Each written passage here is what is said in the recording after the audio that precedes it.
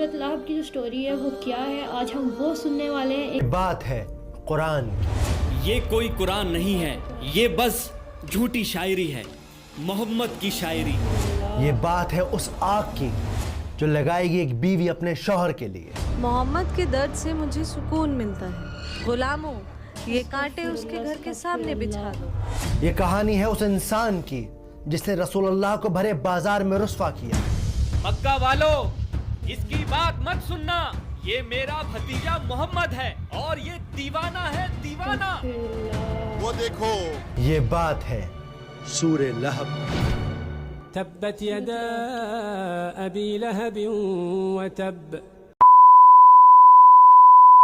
السلام علیکم every one, کیا حال چال ہے؟ کہ سب خیریت ہوں گے۔ آج کی میری اس نیو ویڈیو میں آپ لوگ کا بہت زیادہ ویلکم۔ ویڈیو کو اسٹارٹ کرنے سے پہلے جو لوگ میرے چینل پہ نئے جنہوں چینل کو سبسکرائب کریں، ساتھ ہی بیل بٹن دبا کے آل پہ کریں، ویڈیو کو لائک کریں، شیئر کریں، پیار سے کمنٹ کر کے اپنی رائے دیں۔ آپ لوگ کو ہماری ویڈیو اسلام کی آج کی ویڈیو پر ہم جو اسٹوری سننے والے ہیں، اسلام کی کون سی اسٹوری ہے جو آج ہم سننے والے ہیں؟ سو آج ہم اسٹوری جو سننے والے ہیں وہ ہے اسٹوری بیہائنڈ سورۃ لہب۔ سورۃ لہب کی جو سٹوری ہے وہ کیا ہے، آج ہم وہ سننے والے ہیں۔ ایک یوٹیوبر ہے ریلی مکتوب، اس کی سٹوری ہے، وہ آج سنائے گا یہ سٹوری۔ سو آج ہم سننے والے ہیں یہ سٹوری۔ سے ٹائم ویسٹ کیے کر میں بھی لگے اپنی ویڈیو کو پلے، آپ لوگ میرے چینل کو سبسکرائب۔ سے اب دیکھتے ہیں سورۃ لہب کی سٹوری۔ یہ بات ہے قرآن کی، یہ کوئی قرآن نہیں ہے، یہ بس جھوٹی شاعری ہے، محمد کی شاعری۔ یہ بات ہے اس آگ کی جو لگائے گی ایک بیوی اپنے شوہر کے لیے۔ محمد کے درد سے مجھے سکون ملتا ہے۔ غلاموں، یہ کانٹے اس کے گھر کے سامنے بچھا دو۔ یہ کہانی ہے اس انسان کی جس نے رسول اللہ کو بھرے بازار میں رسوا کیا۔ مکہ والو، اس کی بات مت سننا، یہ میرا بھتیجا محمد ہے اور یہ دیوانہ ہے، دیوانہ۔ وہ دیکھو، پاگل آدمی۔ یہ بات ہے سورہ لہب۔ تبت يدا أبي لهب وتب۔ اکثر مسلم فیملیز میں بچوں کو قرآن کا رٹا لگوا دیا جاتا ہے، مطلب پتہ ہونا ہو، چاروں قول سورہ لہب یاد ہونی چاہیے۔ تبت یدا ابی لہب وتب۔ شاید اسی وجہ سے آج قرآن ہمارے گھروں میں تو ہے لیکن دلوں میں نہیں۔ کیا ہے سورہ لہب؟ سنا ابو منال، اللہ نے ابو لہب کا نام لے کر سورہ نازل کی ہے۔ خدا کی پناہ ہے بھائی۔ کون تھی ام جمیل جس کا ذکر اللہ نے اس صورت میں کیا ہے؟ ابیہ باجی، سنا آپ نے؟ کون سی بات؟ ام جمیل کا ہار اس کے گلے کی رسی بنے گا آخرت میں۔ اور ایسا کیا کر دیا ان دونوں میاں بیوی نے کہ اللہ نے قرآن میں ابو لہب کا نام لے کر انہیں کرٹیسائز کیا ہے؟ اس کا اللہ ہمیں آگ کا عذاب دے گا۔ کہتا ہے میں لکڑیاں اٹھاؤں گی اپنے سر پر۔ اور سب سے زیادہ امپورٹنٹ، کیسے یہ صورت لیونگ پروف ہے قرآن کے میراکلس ہونے کا، جانیں گے اس ویڈیو میں۔ وامرأته حمالة الحطب في جيدها حبل من مسد۔ سورہ لہب مکہ میں اس وقت نازل ہوئی جب ابو لہب نے ظلم کی ساری حدیں پار کر دی۔ وہ اللہ کے نبی کو پریشان کرتا، ان کو گالیاں دیتا، انہیں بھرے بازار رسوا کرتا۔ میرے بھتیجے نے باپ دادا کا مذہب چھوڑ دیا ہے، کہتا ہے اس ایک خدا کو مانو۔ اس سے گھٹیا بات میں نے آج تک نہیں سنی۔ تعجب ہے۔ مگر اس سب کی شروعات اس صبح ہوئی جب سورج کی کرنیں مکہ کی زمین کو چوم رہی تھیں۔ اونٹ ریتیلے میدانوں میں دوڑ پڑے تھے، کوئی صبح صبح خود کو شیشے میں نہار رہا تھا، کوئی ناشتہ کر رہا تھا تو کوئی ابھی بستر پر انگڑائیاں لے رہا تھا۔ یہاں ہاتھ جیتے جا رہے ہیں اور انہیں دن بھر بستر توڑنا ہے، اور کام ہی کیا ہے؟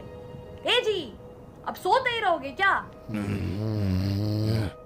لیکن کوئی تھا جو صفا کے پہاڑ پر چڑھ رہا تھا۔ وہ پہاڑ پر کون ہے؟ محمد؟ یہ وہ پہاڑ تھا جس پر چڑھ کر مکہ والے ایک دوسرے کو اکٹھا کرتے، کوئی خاص بات بتاتے۔ صفا کے پہاڑ پر چڑھ کر اللہ کے نبی نے ایک گہری سانس لی اور پھر زور سے پکارا، یا صباحا۔ حملہ۔ یہ اذان نہیں تھی، نہ ہی کسی سوداگر کی صدا، یہ خطرے کی پکار تھی۔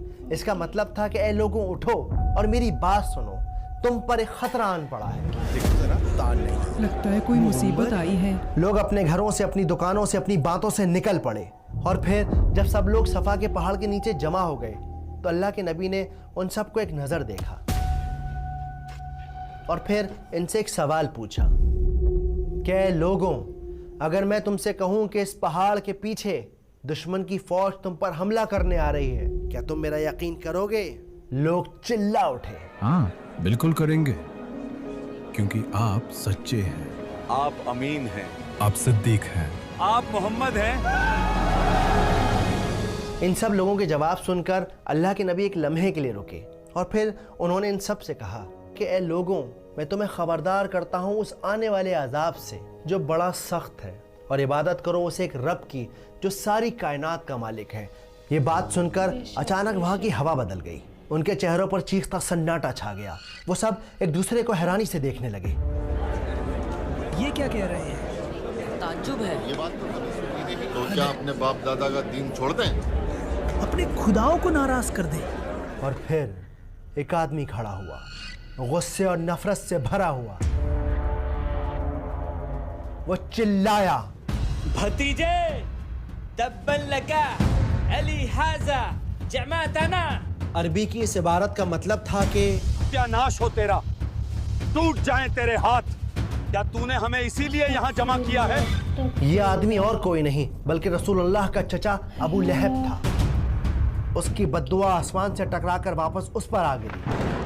उसके नसीब के पन्नों में जहन्नम का अजाब हमेशा के लिए लिख दिया गया। लेकिन अल्लाह ने अभी अपने नबी को ये बात नहीं बताई। स्कॉलर्स कहते हैं कि अगर ये सूरत इस वक्त नाजिल हो जाती तो मक्का के लोग कहते उस पर कैसे भरोसा करें, वो अपनों की बुराई करता है। असल में उस दौर में मक्का में चाचा का दर्जा बाप के बराबर होता है, स्पेशली जब सगे वालिद का इंतकाल हो चुका हो, वक्त गुजरता रहा। अल्लाह के नबी जगह जगह घूम घूम कर एक अल्लाह की इबादत करने का मैसेज पहुंचाते रहे।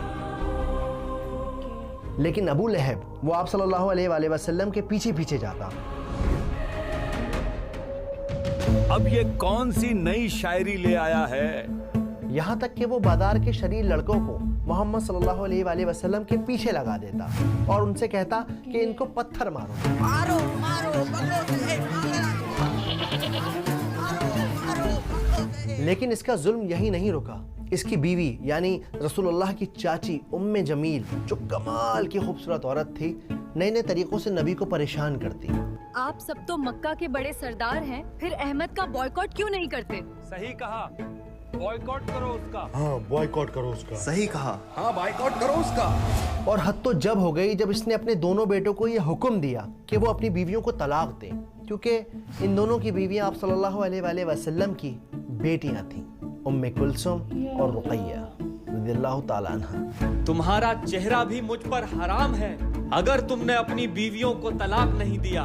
बाबा, हम आज ही उन्हें तलाक देते हैं। दिन शाम में ढल गए, शामें रातों में ढल गईं, लेकिन अबू लहब के जुल्म में कोई कमी ना आई। अरे मक्का वालों, मेरे भतीजा दीवाना हो गया है, दीवाना। इसकी बात मत सुनना। और जब इसके जुल्म की इंतहा हद से पार हो गई, तब अल्लाह सुब्हानहू तआला ने नबुव्वत के 10वें साल में सूरह लहब को नाजिल किया। अबू हादी, हमें वो सूरा तो सुनाओ जो नबी पर नाजिल हुई है। बिस्मिल्लाहिर्रहमानिर्रहीम। तब्बत यदा अबी लहब व तब मा अगना अन्हु मालुहु व मा कसब सयस्ला नारन ذات लहब वम्रअतुहु हम्मालतल हतब फी जीदिहा हब्लुम मिन मसद। आइए अब इस सूरत को सिनेमैटिक अंदाज से समझते हैं, आसान तरीके से। तो पहली आयत है तब्बत यदा अबी लहब व तब। पहली आयत में अल्लाह ने कहा कि टूट गए दोनों हाथ अबू लहब के और बर्बाद हो गया वो। अब यहाँ पर दो बातें हैं जो नोट करने वाली हैं। पहली बात ये है कि जो पूरी आयत है, ये आयत असल में पास्ट टेंस में बात कर रही है, यानी ऐसा नहीं कि अबू लहब के हाथ टूटेंगे, असल में उसके हाथ टूट चुके। जिस लम्हे उसने नबी पाक की शान में गुस्ताखी की, उसी लम्हे उसके हाथ टूट गए। तो ये काम 100% हो चुका है, उसके हाथ टूट चुके हैं। लेकिन अबू लहब फिर भी बाज ना आया। جب یہ صورت نازل ہوئی تو وہ لوگوں سے کہتا ہے میرے ہاتھ ٹوٹ گئے. کہاں ٹوٹے میرے ہاتھ؟ صحیح سلامت تو ہیں. ہم جنگ بدر کے بعد جب آپ صلی اللہ علیہ وآلہ وسلم کی زندگی کو دیکھیں گے تب ہمیں پتہ چلے گا کہ کتنی بری طرح وہ مرا اور کس طرح سے آیات بالکل سچی ثابت ہو گئی. اب یہاں پہ نوٹ کرنے والی دوسری بات ہے, بہت امپورٹنٹ بات ہے, کہ ہاتھوں کی ہی کیوں بات ہو رہی ہے. یہ کیوں کہا جا رہا ہے کہ ہاتھ ٹوٹ گئے؟ یہ کیوں نہیں کہا جا رہا کہ سر ٹوٹ گیا, پیر ٹوٹ گیا, ہارٹ فیل ہو گیا؟ کیوں نہیں کہا جا رہا؟ میں کہتا ہوں اس کے لیے نا آپ یہ سین دیکھیے.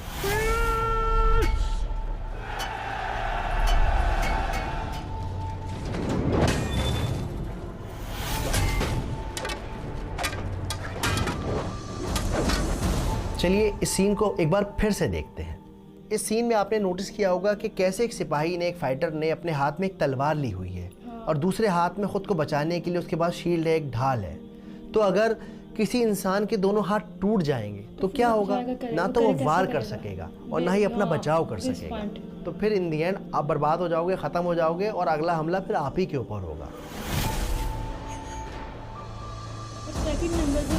بالکل اسی طرح ہم ابو لہب کی زندگی میں دیکھتے ہیں, اس کا مال, اس کے بیٹے, اس کے کنیکشن, اس کے تعلقات, اس کی پاور, سب کے سب برباد ہو گئے. کوئی بھی اس کے کام نہیں آیا. اور ہم آگے جا کے دیکھتے ہیں کہ جب وہ مرا تو اتنی بری موت مرا, اتنی بری موت مرا کہ کوئی اسے چھونے والا نہیں تھا, کوئی دفنانے والا نہیں تھا. کئی دنوں تک اس کی لاش سڑک پر سڑتی رہی, لوگ پریشان ہوتے رہے, یہاں تک کہ اس کے اپنے لڑکوں نے بھی اسے چھونے سے, گھر میں رکھنے سے منع کر دیا. ارے ابو لہب کے بیٹو, اپنے باپ کی لاش تو ٹھکانے لگاؤ, بدبو سے لوگ الٹی کر رہے ہیں. اب آتے ہیں آیت نمبر 2 پر. ما اغنا عنہ مالہ وما کسب. نہ ہی اس کا کوئی مال اس کے کام آیا, نہ ہی اس کی کوئی اولاد اس کے کام آئی. اصل میں یہ آیت جواب ہے اس بات کا جو ابو لہب اکثر لوگوں سے کہا کرتا تھا, اگر وہ سچا ہے دے دوں گا مال و دولت اللہ کو اور بچا لوں گا خود کو جہنم سے. اب یہاں نوٹ کرنے والی بات یہ ہے کہ یہ جو کسب کا لفظ ہے اس کا مطلب ہوتا ہے کمائی کے, ارننگ کے. کبھی کبھی لوگوں کے پاس بڑا پیسہ ہوتا ہے, باپ دادا نے ان کے کما کے چھوڑا ہوا ہوتا ہے, پر یہ کسب کا لفظ استعمال کیا جاتا ہے اپنی کمائی کے, جو آپ نے خود کمائی ہے. آپ صلی اللہ علیہ وآلہ وسلم کی ایک حدیث ہے جس میں وہ کہتے ہیں کہ انسان کی سب سے بہتر کمائی اس کی اولاد ہے, اور جس طرح سے ہم دیکھتے ہیں کہ اس کی اولاد اس کے کام نہیں آئی. اگلی آیت کی طرف بڑھتے ہیں, آیت نمبر 3.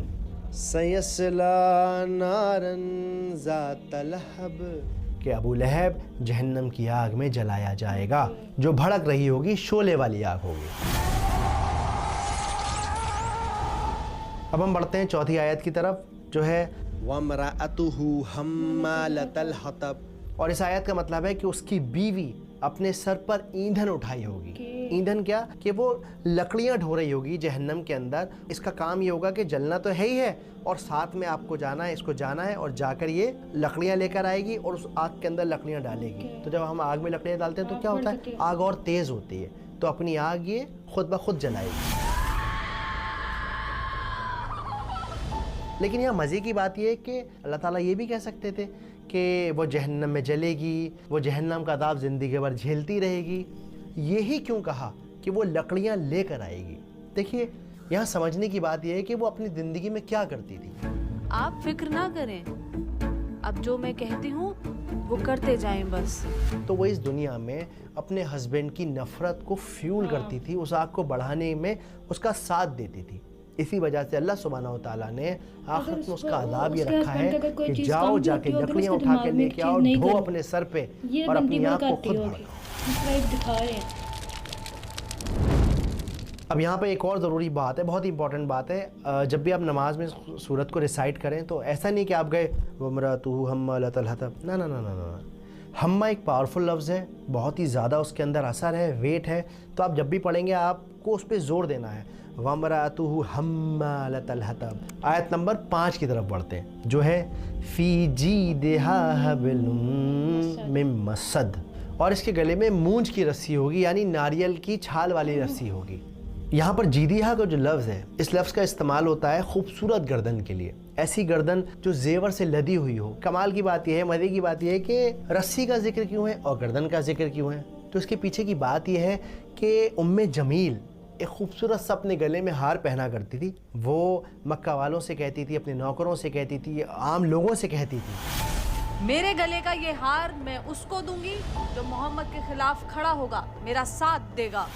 और इसी वजह से यहाँ ये मेंशन किया गया है कि उसके गले में मूंज की रस्सी होगी, बल वाली रस्सी होगी, तकलीफ देने वाली रस्सी होगी, उसकी उस गले में जिसमें वो हर वक्त हार पहने रहती थी। ये थी सूरह लहब की अंडरस्टैंडिंग। अब सबसे ज़रूरी बात ये कि समझना ये है कि आज हमारी ज़िंदगी में इसका क्या रेलेवेंस है।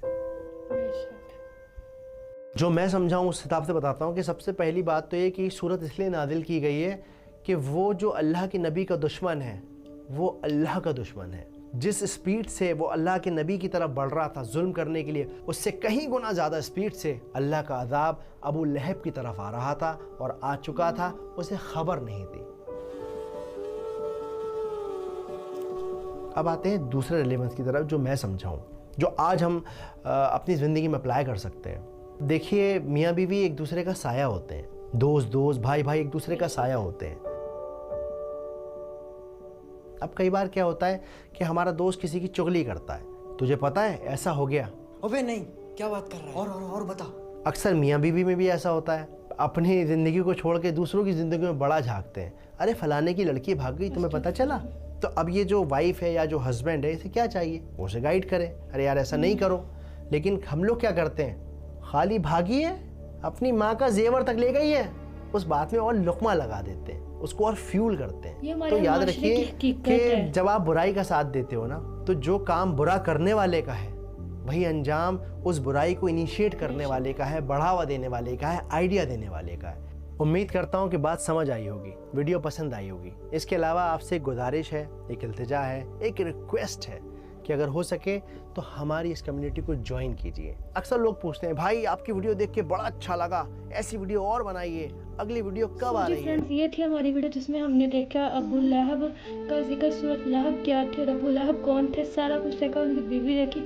इस स्टोरी से जो मुझे चीज़ समझ आई है ना, एक चीज़ ये है कि अल्लाह जब इंसान की रस्सी दराज करते हैं ना, इंसान अगले के जुल्म सितम के पहाड़ तोड़ देता है, अगले को इतना थका देता है कि वो अल्लाह को बार बार कहता है, अल्लाह मैं थक गया हूँ, अल्लाह मैं मेरे हाथ मुझसे बर्दाश्त नहीं हो रहा।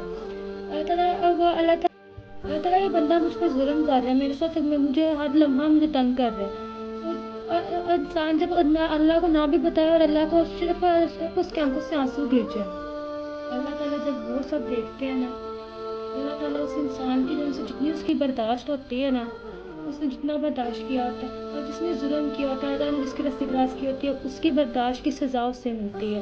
हज़रत मोहम्मद सल्लल्लाहु अलैहि वसल्लम ने जितना बर्दाश्त किया, हद से ज़्यादा उन्होंने बर्दाश्त किया। उनके चचा ने क्या नहीं किया, उनकी चच्ची ने क्या नहीं किया। ऐसी उनकी रस्सी दराज थी ना, रस्सी दराज होने की वजह से जितना जुल्म वो कर सके तो उन्होंने किया अपनी तरफ से। एट दी एंड उनका अंजाम क्या निकला, जहन्नुम।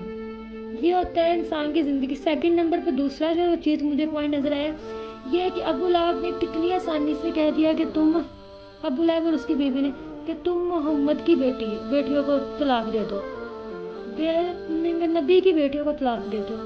बात ये नहीं है कि मतलब नबी की वो तो उन्होंने उन पर जुल्म करना था, ज्यादती करनी, लेकिन हमारे माशरे की भी आज हकीकत यही है। किसी के भी कहने पे आप अपनी पहले इंसान शादी करके, शादी करने के बाद फैमिली के प्रेशर में किसी के भी कहने पे बीवी को छोड़ देते हैं। एक दफ़ा सोचा है कि उनके माँ बाप पे क्या गुजरेगी, जिन्होंने सारी ज़िंदगी पाला। अल्लाह ने अगर हक दिया है ना, हक का गलत इस्तेमाल नहीं करना चाहिए। एक दफ़ा सोचो माँ बाप पे क्या गुजरती होगी जब उनकी बेटियों के साथ ये सलूक करते होंगे। माँ बाप अपनी बेटियों को एक कांटा नहीं चुभने देते हैं, उनको सोने के लुक़मे खिलाते हैं, उनको बिस्तरे से पाँव नीचे नहीं रखने देते, तो कैसे जुल्म कर लेते हैं। ये थी हमारी आज की वीडियो, जिसमें मुझे ये चीज़ें बहुत इफ़ेक्ट की है, बहुत मतलब मुझे फील हुआ है कि ये चीज़ें जो सी है ना, ये हमारे माशरे की भी हकीकत है, जिसे मुझे हमारे माशरे पे भी फील हुई है। तो ये थी हमारी आज की वीडियो। मुझे उम्मीद है मेरी वीडियो आपको अच्छी लगे। लाजमी मेरे चैनल को सब्सक्राइब कीजिएगा। और आप लोग इस वीडियो से क्या आप लोगों को सबक मिला, आप लोग किस स्टोरी को या फिर किस चीज़ को आप लोग रिलेट करते हो, आप लोगों के दिमाग में क्या स्टोरी एक आती, क्या चीज़ मतलब आप लोगों के दिमाग में एक रियल चलती हुई आपकी आंखों के सामने चलता हुआ मंजर, क्या चीज़ नज़र आती है। ये गिबत चुगली तो एक पॉइंट है ना कि हमारे घरों में ये चीज़ होती है, जो 2 पॉइंट मैं नोटिस की, ये भी होते हैं लोगों के घरों में। हमारे माशरे में हर 3 से 4 बंदों के घर में चीज़ होती है। और सबसे ज़रूरी चीज़ इसमें ये होती है कि जो आपके घर में सर्वेंट्स काम कर रहे होते हैं उनके सामने ही होता है। एक घर दूसरे का तीसरे का चौथे का बात पहुँच के आहिस्ता आहिस्ता सब जगह बात ट्रैवल होती है कि ये जुल्म किया ये, या फिर माशरे में वैसे ही बात फैल जाती है। सो ये सारी आज की स्टोरी। मुझे उम्मीद है मेरी वीडियो आपको अच्छी लगेगी। अब हम मिलेंगे आपसे नेक्स्ट वीडियो, तब तक के लिए बाय बाय, अल्लाह हाफ़िज़।